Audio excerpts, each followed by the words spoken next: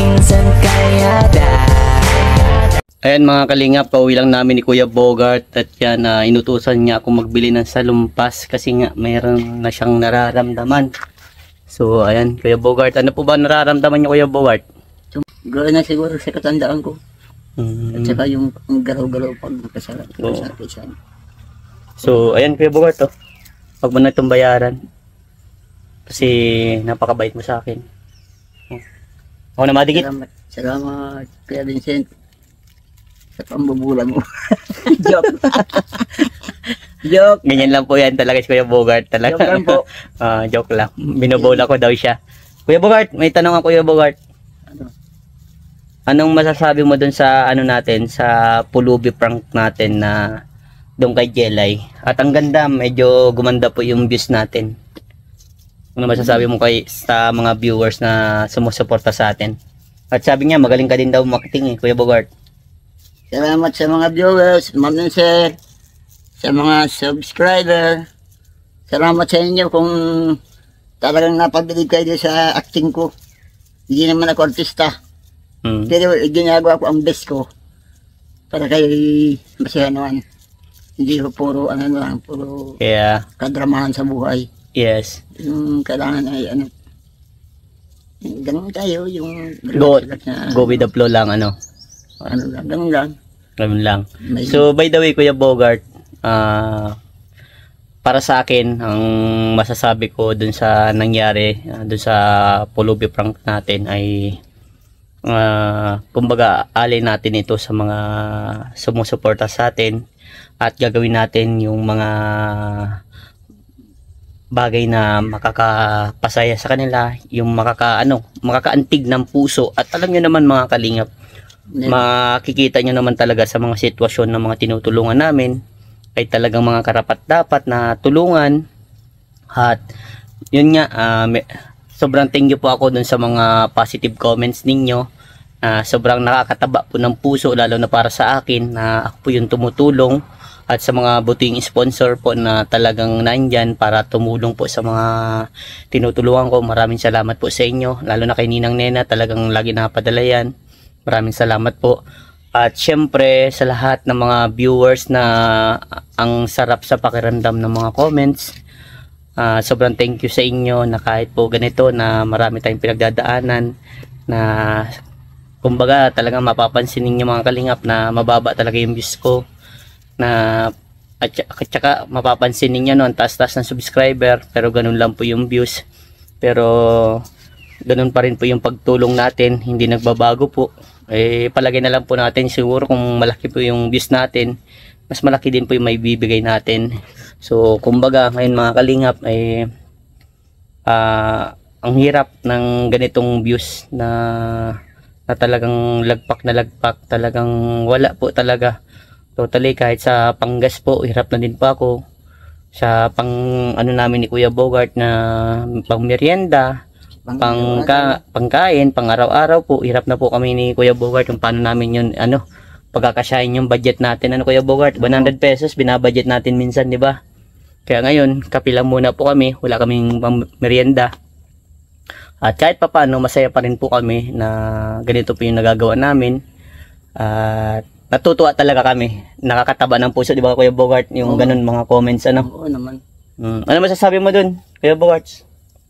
Dun sa mga nagko-comment na sobrang ansarap sa pakiramdam. Wala akong masasabi rin. Salamat. At kami kahit pa paano, hindi mo kami ng mga gimmick-gimmick ay napabilib kayo. Yes. Salamat na lang ha. Opo, si Lord na po ang bahala na sumukli po sa inyo. Si Lord na ang bahala sa inyo kung ano man kapalaran na darating sa ating lahat. Yes. At saka Kuya Bogart, merong isang doon na nag-comment na daw, mukhang scripted daw kasi alam na daw nung bata yung sasabihin niya. Anong masasabi mo doon? Scripted ba yun na ganun ang kalagayan ng bahay? Sira yung bahay? Anong ginawa natin yung ganun muna bago natin i-vlog? Di ba sira na yung bahay, Kuya Bogart? At talagang sinubukan natin yung bata kung gaano siya kabuti. Oo. O tapos sasabihin, scripted daw kasi alam na daw ng bata yung sasabihin. Naku naman, sir, or ma'am. Lalaki baga. O, ewan kung ma'am or sir, bahala siya. Eh, siguro ganun ng ano niya. Meron laging may masabi. May talent din naman yung bata. Oo, magaling. Meron din namang sariling ano. Sino naman ang ma-scripted? Sino naman? Wala man kaming hawak na script. Katulad ko, may dadagdag pa sana ako dyan sa dialogue ko. Oo. Kasi yun lang pala ang papel ko. Oo. Hanggang yun lang. Oo. Kumbaga, kaya po namin ginawa yun mga kalinga. Kung mapapansin po ninyo, in real life, meron po talagang nangyayari na ganun po ano na, di ba, kung pares pulubi, minsan nag-aagawan sila sa pagkain. Dahil po, Kung pwede niyong sabihin na scripted kasi naka-extra ko sa Apo Production sa Manila. yon. So, ayan, Yung dialogue ko ay talagang scripted. yun ang scripted. Oo. Ako yun. Oh. So by the way, balik ko tayo doon ano. Dahil po sa syempre, yung nararamdaman ng parehas na pulubi ay gutom po. Talagang meron pong nagkakataon na nag-aagawan. Kasi nga dahil nga sa gutom, yung iba nga nagsasakitan pa para makuha lang yung pagkain.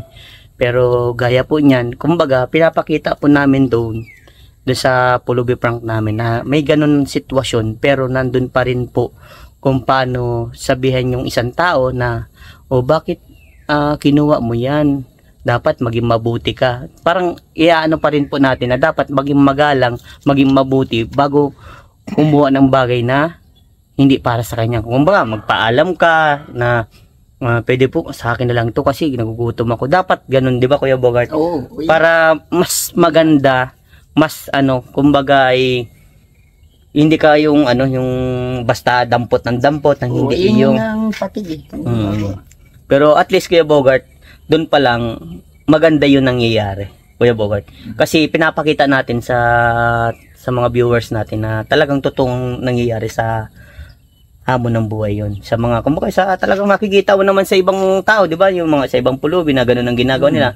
Minsan nga nagnanakaw, 'di ba? Dahil nga sa kagutuman. Yun po yung mga bagay na ano namin. Kaya by the way, dun po sa nagsabi na scripted po yun, sana po bago kayo manghusga, bago kayo magkumpara, please lang naman, isipin nyo muna yung bibitawan yung salita kung kayo ay makakasakit ng damdamin. Kasi tao lang po tayo, hindi po tayo perfecto. At saka, mas maganda talaga sa isang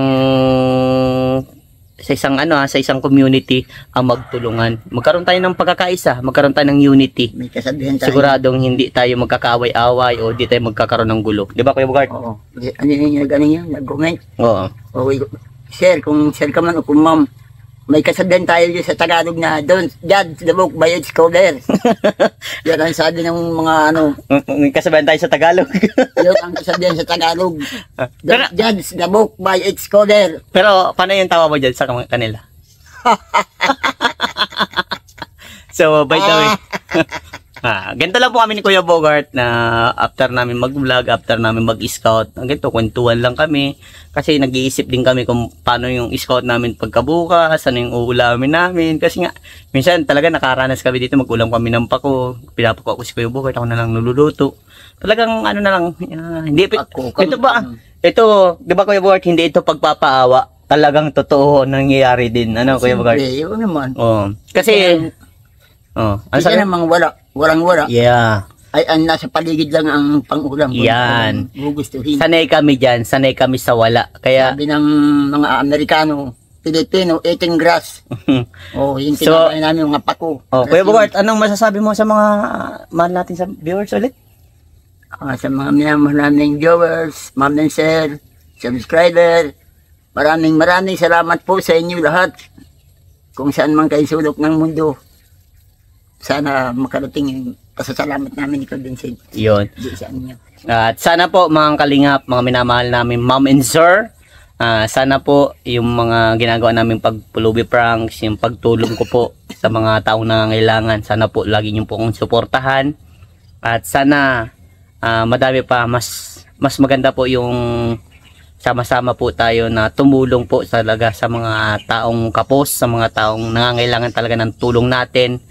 At nakakatulong po kayo dyan, ma'am and sir, sa pagpanood po ninyo, sa hindi nyo pag-skip ng ads, at saka sa pag-like nyo, sa pag-share, nakakatulong po kayo.